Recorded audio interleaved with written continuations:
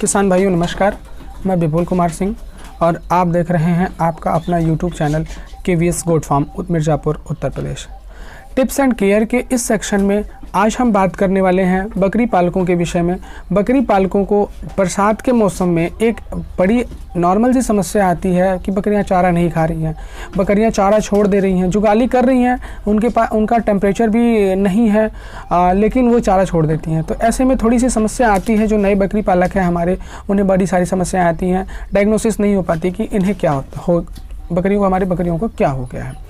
तो आज हम इसी विषय में चर्चा करने वाले हैं आप सभी लोगों से कि कैसे समस्याएं आती हैं बरसात के सीज़न में, किन बातों का ध्यान रखना चाहिए अपने फार्म में और क्या हमें करना चाहिए। अगर हमारी बकरियां अचानक से चारा छोड़ दें तो हमें क्या करना चाहिए।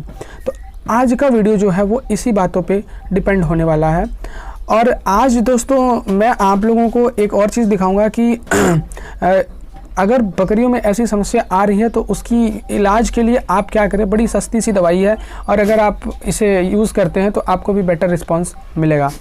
तो दोस्तों बकरियों में जो बरसात के मौसम में एक नॉर्मल सी समस्या देखने को आती है वो है रूमिनल एसिडोसिस की, जिसे हम नॉर्मली कब्जियत या फिर बदहज़मी के नाम से भी जानते हैं।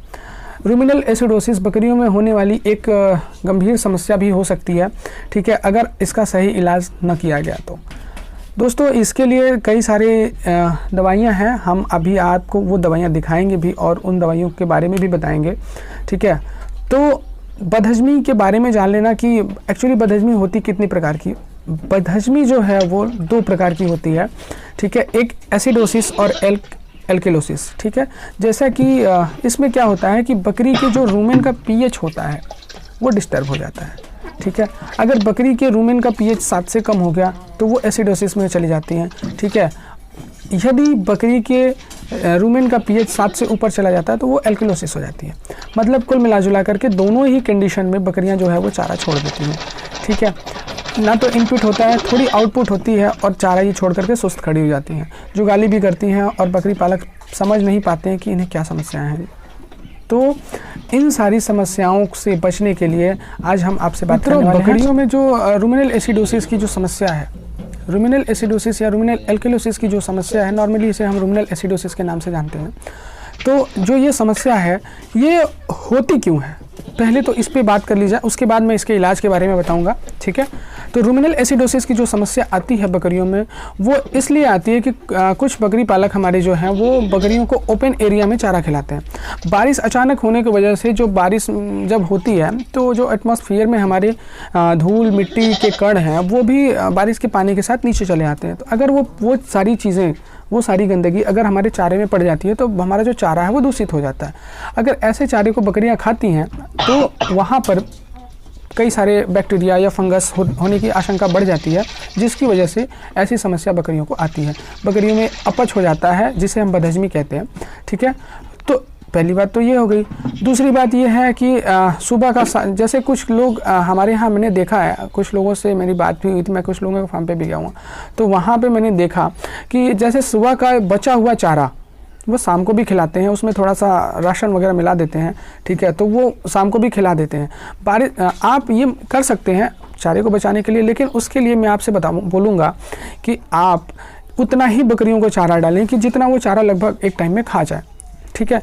बचे हुए चारे को बरसात के सीज़न में भरसक प्रयास करें कि बरसात के सीज़न में आप बकरियों को सुबह का चारा शाम को ना खिलाएं। ऐसे में क्या होता है कि पानी की वजह से वो चारा महक जाता है, ठीक है, और बकरियां उसे खाने के बाद एसिडोसिस का शिकार हो जाती हैं, ठीक है, पहली बात हो गई। दूसरी बात ये है कि आप अपनी बकरियों को एक टाइम जो चारा आप खिला रहे हैं उस चारे में विशेषकर ध्यान रखें कि बारिश का पानी ना पड़ने पाए, ठीक है। खुले मौसम में आप चारा खिलाएं तो वो ज़्यादा बढ़िया होगा।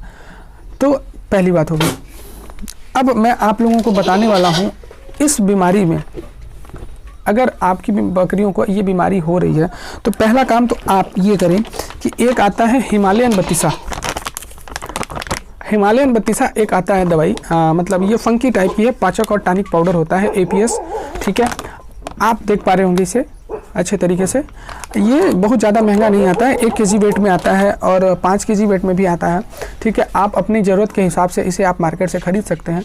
ठीक है, बरसात के सीज़न में आप जो हिमालय बत्तीसा है, आप इसे चारे में मिला करके आप अगर बकरियों को खिलाएं तो ऐसी समस्याएं नहीं आएंगी, एसिडोसिस की शिकार आपकी बकरियां नहीं होंगी और बकरियां स्वस्थ रहेंगी। इनका डाइजेस्टिव सिस्टम अच्छा बना रहेगा और बकरियां स्वस्थ रहेंगी। अगर आपकी बकरी चारा नहीं उठा रही है तो आप उस कंडीशन में ये फ्लोराटोन फोर्ट बोलस करके आता है, आप देख पा रहे होंगे, ये फ्लोराटोन फोर्ट बोलस है, आप इसे भी दे सकते हैं। ठीक है, बड़ी बकरियों को 1 बोलस सुबह शाम दे सकते हैं आप, छोटे बच्चों को आप आधा बोलस खिला सकते हैं। ठीक है, अगर आपको हिमालयन बत्तीसा या फ्लोराटोन बोलस नहीं मिल पा रहा है तो आपके मार्केट में एक अच्छी सी दवाई है जिसे हम बोलते हैं रूचा मैक्स, आप देख पा रहे होंगे। तो रूचा मैक्स भी अगर आप अपनी बकरियों को खिला पा रहे हैं, ठीक है, तो इससे भी आप अपनी बकरियों को रुमिनल एसिडोसिस से बचा सकते हैं। अगर ऐसे इतना चीज़ों को करने के बाद भी अगर आपको ऐसी समस्याएं आ रही हैं, आपकी बकरियां स्वस्थ नहीं हो पा रही हैं, तो फिर आपको किसी एक अच्छे डॉक्टर से मिलना होगा। ठीक है, या फिर आप अपने बकरियों के रुमिन से उसका पीएच निकाल करके उसका पीएच चेक कर सकते हैं। एल्कलाइन या एसिडोसिस होने पर उसके हिसाब से आप ट्रीटमेंट करेंगे तो आपकी बकरियां इन सारी चीज़ों से बच सकती हैं। और बकरी पालकों में ये सारी समस्याएं आती हैं, तो इन सारी चीज़ों का ध्यान रखें। बाकी आपको ये वीडियो कैसी लगी आप हमें कमेंट में ज़रूर बताइएगा। हमारी वीडियो अगर पसंद आई हो तो आप इसे लाइक करिएगा और चैनल को सब्सक्राइब ज़रूर करिएगा। थैंक यू, नमस्कार।